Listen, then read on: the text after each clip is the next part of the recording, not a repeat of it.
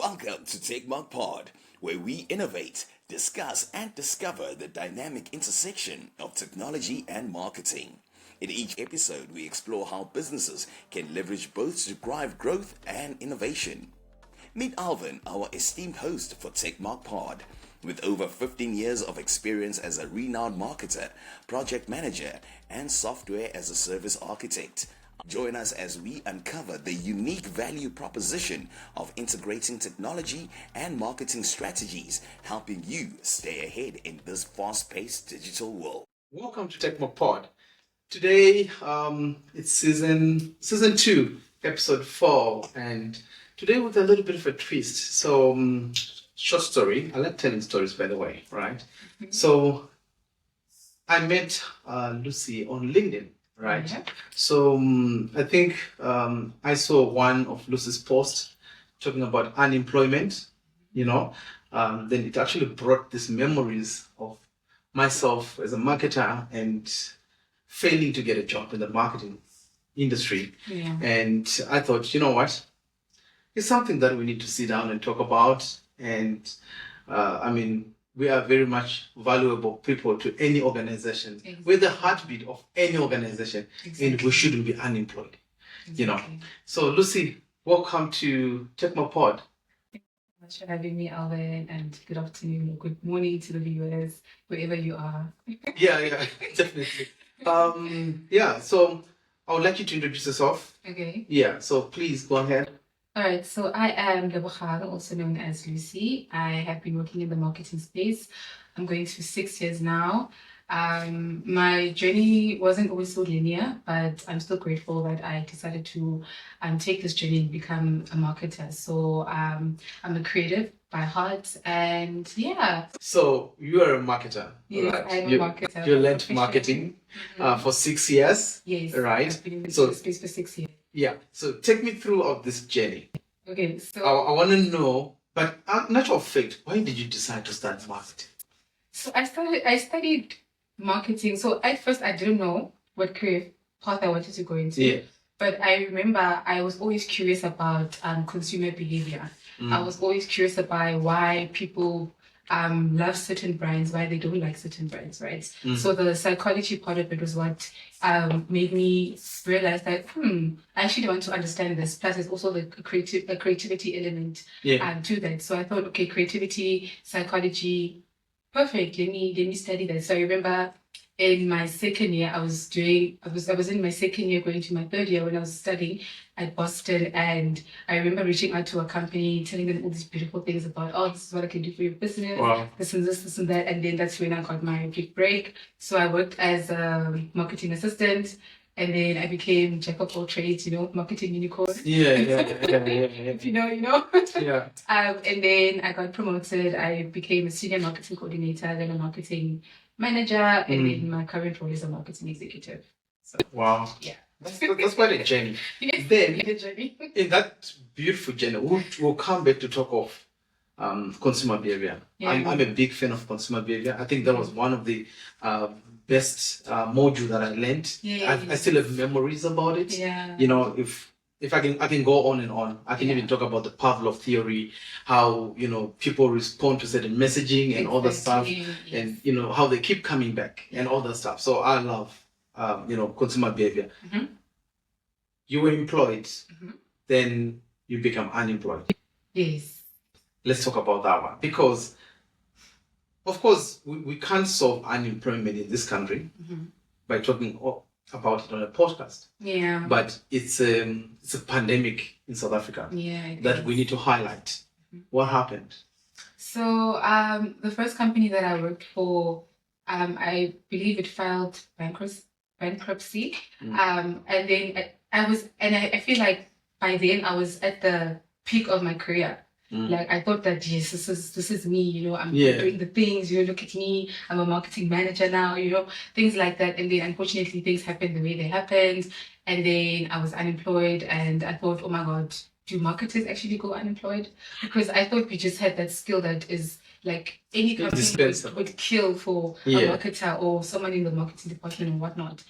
So basically when I became unemployed, I took a break, and then I started thinking about my self-worth. Why am I employed? What did I do? I've got great skills. I've got great talents. I'm applying. Nobody's coming to the party. So at that point in my life, I felt so worthless, if I may put it like that. I felt like my peers are doing the most, but here I am just sitting there with skills. At that time, I was not even thinking freelancing. I was not thinking remote work. I just wanted to work for a company that can just notice me. Yeah. And unfortunately, it didn't go that way. But yeah, things happened. Things started getting better, and then I got a job again. But yeah, it was a very tough time in my life, and I can just imagine the people that have been unemployed for longer, what that does to you, to your self-esteem. Definitely. And yeah, you end up questioning whether this was the perfect career for you. Now you're doing other things that you were not gonna do, but because you need some source of income, you'll just do anything and whatever. So yeah, it was very challenging, but we thank God that that part of my life is over. So why this then become closer to me is because when I started looking for a marketing job, right? I think that was like 2010. Yeah, 2010. I started looking for a marketing job. Yeah. And by then, most of the agencies that had marketing companies, they were very small. Yeah.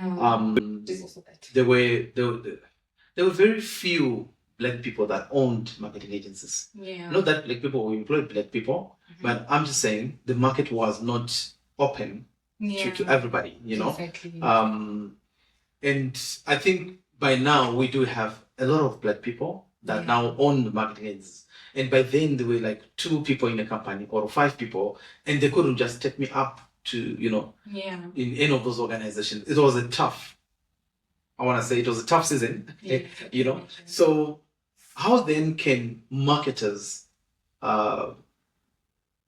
remain relevant in the industry so that they don't get unemployed? I think perhaps working on your leadership skills, ensuring that companies can see your value, because I keep saying that there isn't a company that can function without a marketing department. So if you're currently unemployed, what you can do is you could position yourself as a thought leader in your field, right? Yeah. What you can also do is you can connect with like-minded people, just letting them know that this is what I can bring to the table, this is what I can do, this is the kind of skills that I have.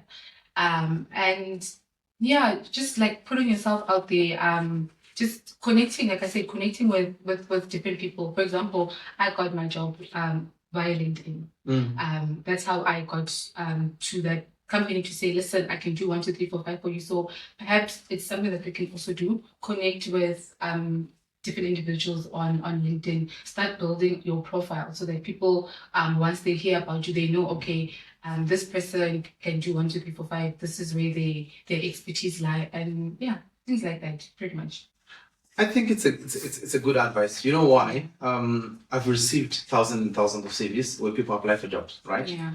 And what I've noticed is marketers, they apply for a portfolio. Yeah. And there's no proof of concept to say this is what I can do. Yeah. It's just word of mouth to say I studied marketing. So what? Yeah, so the portfolio is very important, because even if you've never had clients before, but if you could just provide a sample portfolio, if there's a specific company or specific industry that you want to work in, look at how they're currently running their content and then create a similar portfolio based on what the company is doing. Create those infographics, create those videos, create those newsletters, show them your copywriting style, how you come up with content and things like that. And then just as you put out your CV, put out your portfolio as well to say, listen, I might not have work experience, but this is what I can do for your business. This is what I know about your business. So if you give me the chance to show you my work and what I can do for your business based on this is what I learned, this is the market research, these are the trends, and this is where you're currently lacking. This is where I come in with my skills to say I can do this for you. So I think portfolios are very important, and many of us don't have portfolios. Definitely. So does it tie back to personal branding? It probably does. I could say it does. Okay. Yeah. So how important is it for a marketer to do their personal branding basically?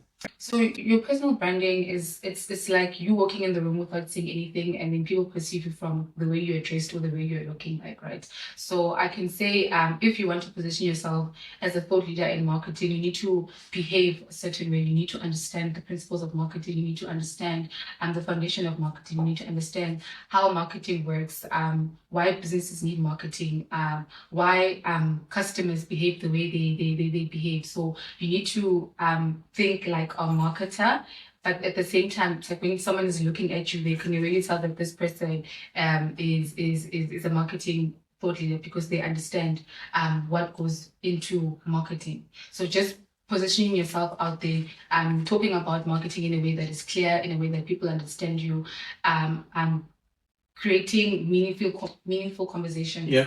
Around marketing, I believe that is something that can set you apart from people that are also doing marketing. You just need to have that value proposition. What is it that you are adding in the marketing space, if that makes sense. Yeah. So yeah, I could So- say that. Let's come back to consumer behavior. Yeah. Right. So I've been following a lot of your content on LinkedIn.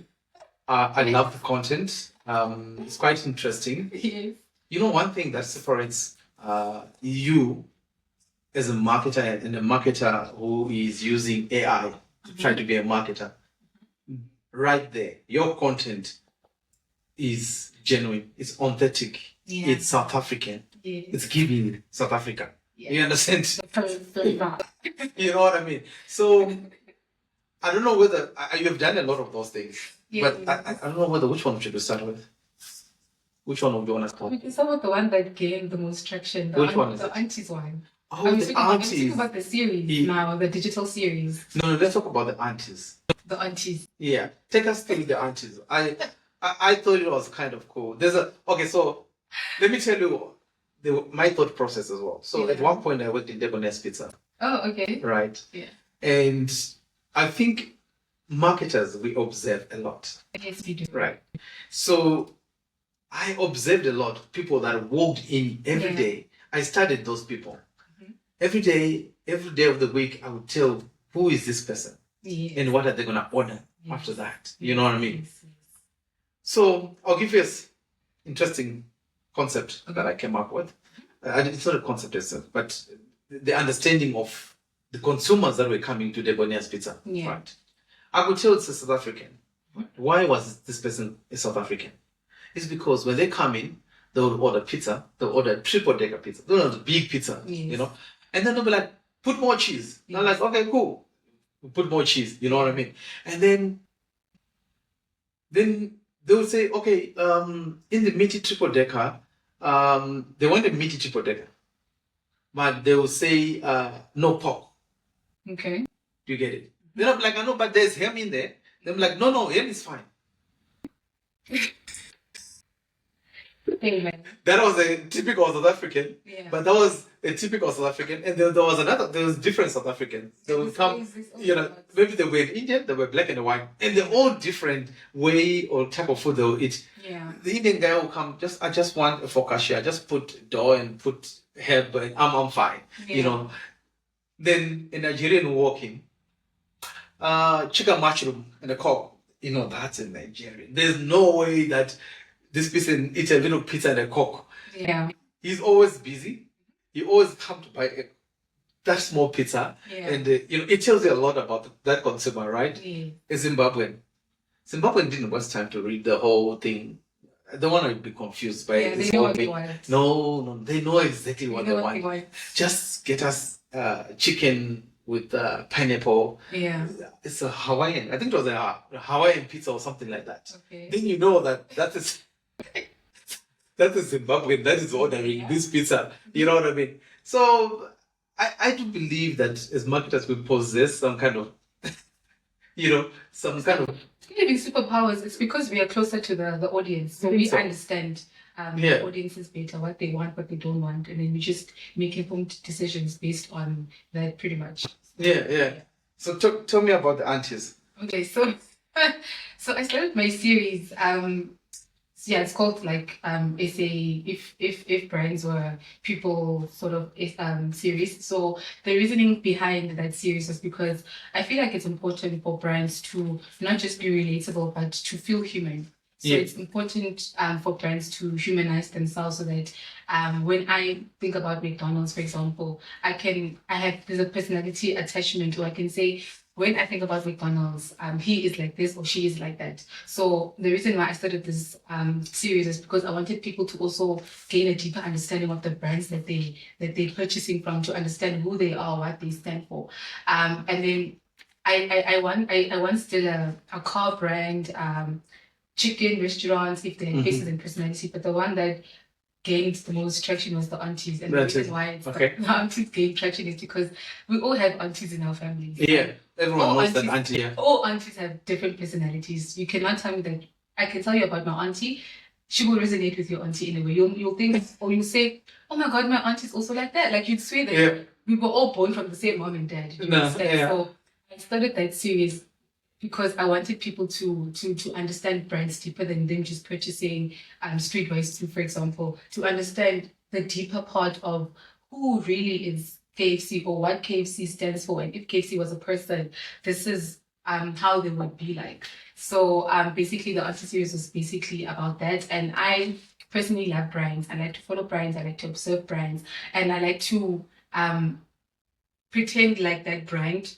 And I do that by going into the stores, checking their social medias, checking their ads, checking their reviews, and then we sum up a person from the marketing insights or basically what's happening with the brand, and then I create personas. So it's good that people are actually commenting things like, "Oh my God, that's me," or "Oh my God, that's." What is that there?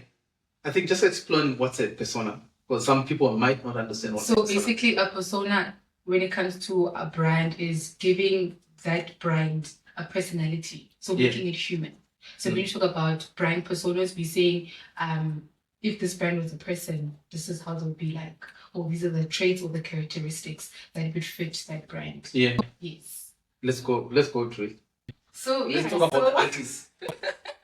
So that's what I'm saying, that the aunties series was just mainly portraying these brands as aunties, because I honestly could not portray them as fathers, as uncles. It just made sense to make them aunties because we all have aunties and our aunties behave a certain way. So I'm glad that people are commenting or they're engaging with the content. It means that it's actually resonating with them more than I had thought it would, because when I started the series, to me, it made sense because I'm a marketer, but I wasn't sure it was going to make sense to the next person. But then you also need to remember that an ordinary person is also a marketer. We just have that more experience. We understand the foundation, but just any person is also a marketer. So if they can get it, then it means that, we're doing a good job. Definitely. If you're just an ordinary person, then you understanding this persona. It means the way we've built this brand. You're making it easier for them to understand. Exactly. Because of the brand building. And they can relate it. The market research and the storytelling and all of these things. So yeah. I want you to break it down. I want you to. Okay, I'm gonna go to the chicken franchises. Yes. I think there's Nando's and then there's Pedro. There was Chicken Licken, Nando's, Pedro's, and KFC. Okay, let's go to. But if we are to then KFC, what kind of an auntie is KFC? I feel like KFC auntie would be the warm hug kind of auntie, the let's talk my darling, what can I do for you kind of vibes. Are you hungry? Do you need anything?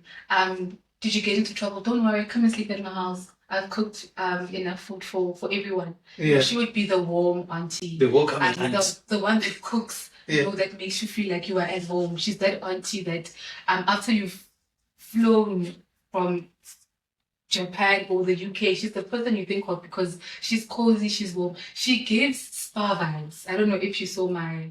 Yes, she gives like spa vibes. She's very like talkative. She's very warm. She's very welcoming. She's more of, my baby, come. Like, let's talk, my baby. Like, what do you need? I'm here for you.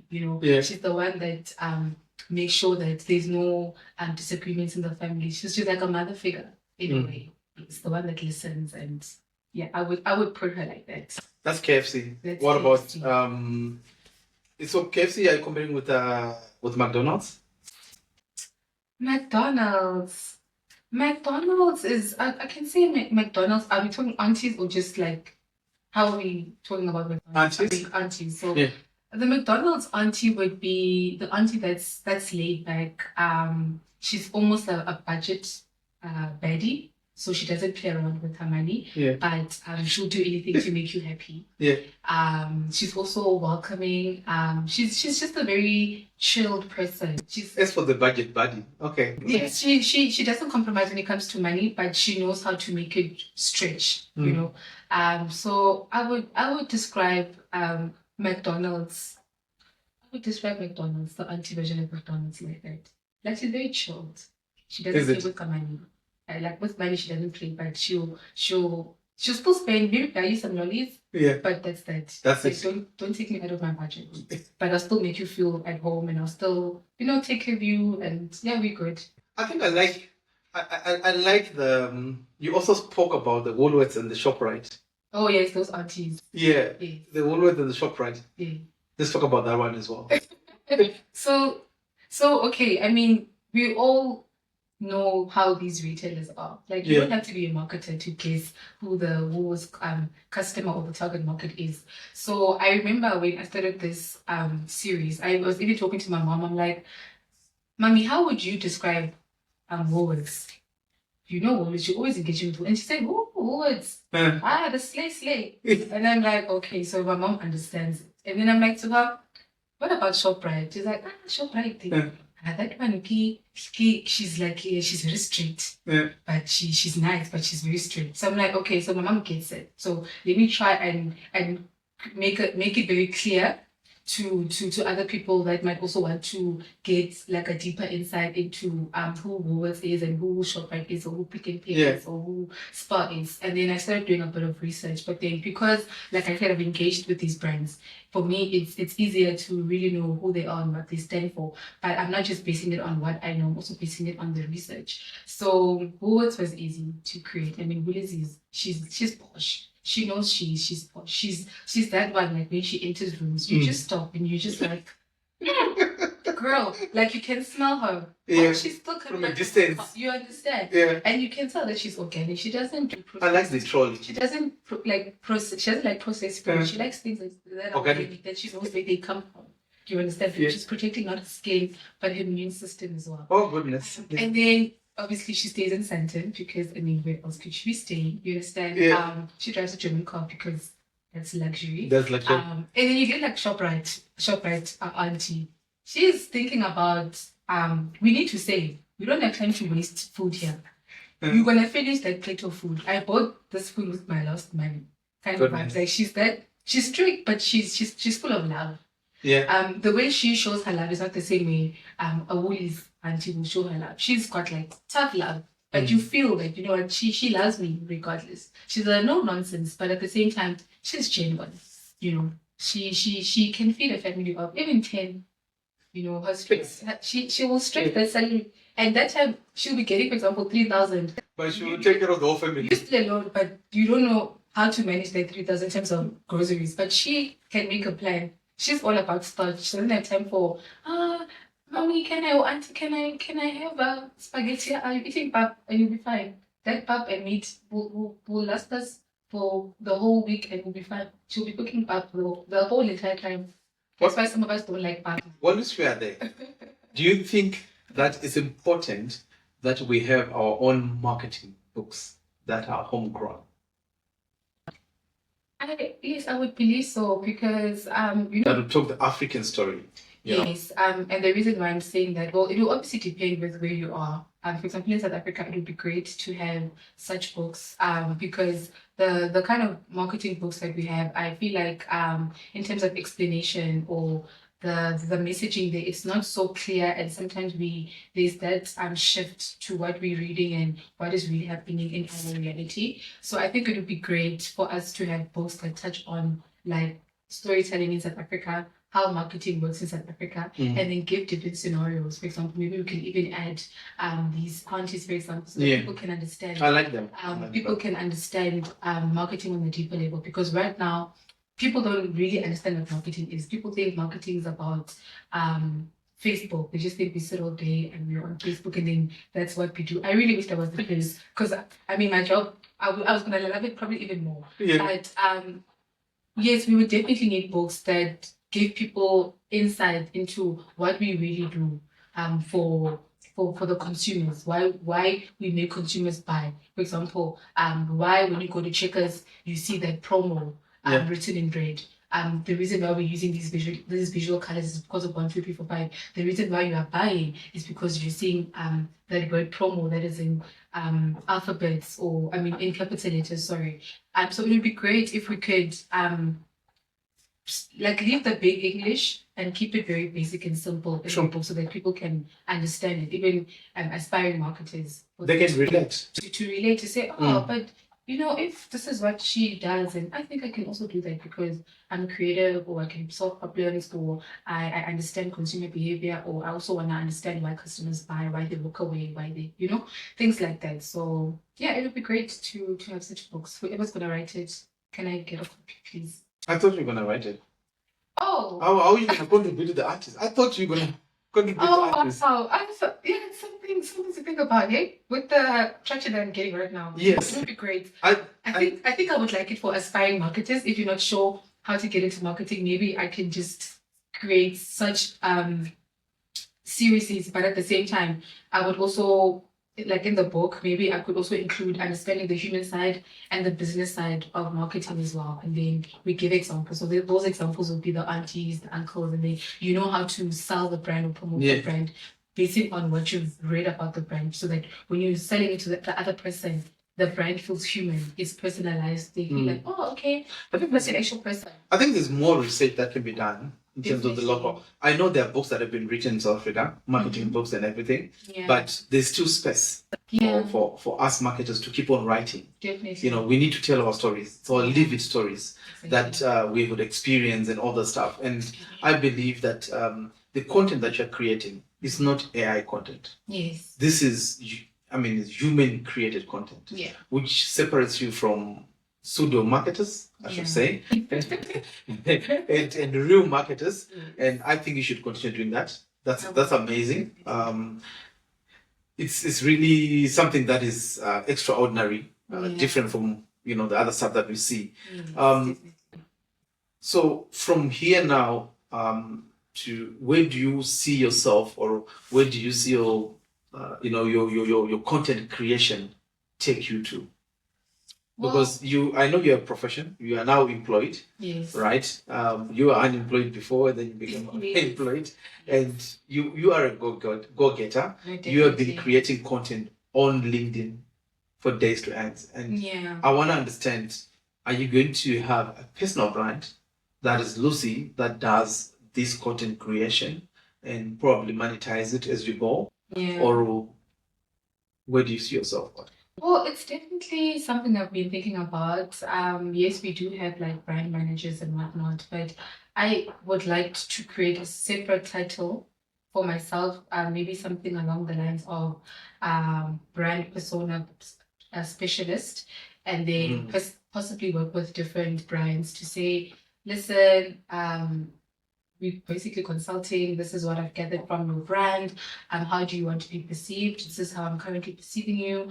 So if you want to be perceived a certain way, these are my advices to you so that we can get from here to here. So I am also open to like collaborations. Maybe there are brands that are just not sure about their messaging or how they're like their brand storytelling, and they need somebody who understands brands outside just being brands, but as people, right? So I think what I would do, I would possibly be that person to say we need to humanize your brand in this way, So I think it's something to definitely look at. I do foresee collaborations, partnerships. It's maybe the personal branding thing that you mentioned. It's something that I'm looking at, but I think I'm still developing myself. Just building that confidence, and when I feel like I'm ready, then I'm definitely shooting my shot. Cool. So before we end this episode, it's been a pleasure talking to you, Lucy. Thank you. I was waiting for this for a month already. Yes. I've been waiting for you to come. What's your thoughts on AI and Yeah, I just want to hear your thoughts on AI. I asked this question because AI is something that is it's on an exponential growth. Yeah. Almost every day there's something new and it's disrupting, basically. Yeah. My thoughts on AI. AI is a game changer, but only if used intelligently, I always say. I look at AI as an amplifier. It can do beautiful things for you. It can get your data ready for you. It can help you analyze maybe customer behavior or customer insights. It can write a blog for you, but AI lacks context, right? It doesn't understand brand soul. It doesn't understand emotion, right? So I think that's what makes human marketers irreplaceable, because we understand the human creativity, we understand the human connection. So it is amazing, but we need to have boundaries in how we use it. So, for example, I use AI as a tool, but not as a replacement.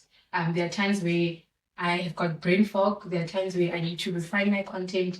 There are times where I need to analyze certain data and it's just too long and I just need an assistant, which is AI, and it basically does that for me. So yeah, as long as you're using it in a way that it doesn't like you're not so overly reliant on it, then it's beautiful. It's honestly beautiful. I love it. So yeah. Okay. Cool. Yeah. Do you have any parting words? Parting words. Marketing is a beautiful career.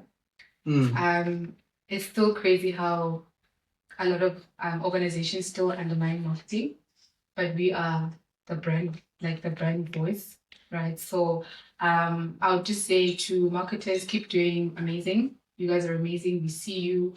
These brands see you, and the brands that don't see us, they will see you. They will see us. They will see us. Yeah, I love that. They will see us. Yeah, I love that. Yes. I love that. Okay. Those are my parting words. Good, man. You know what? Thank you again. Thank you for coming. Keep doing what you're doing. I wish you the best, and you're gonna be a successful marketer. Thank you. One so day, much. I do believe you're gonna be a successful marketer. Thank you. If there's anyone who's watching and they want a marketer, Lucy's available. Girl. She's available. They can follow you on LinkedIn, right? Yes, I'm on LinkedIn and I'm also on TikTok. So my LinkedIn is Lebogang Lucy Masia, and then my TikTok is, I think it's Miss Lucy Bells, because I just got the TikTok account recently. Okay. But yeah, you can mostly follow me on LinkedIn because that's where I'm doing most of my content sharing. Cool. Thank you for watching this episode. Don't forget to like, subscribe, follow us, comment, engage, share with your colleagues, friends, and everybody.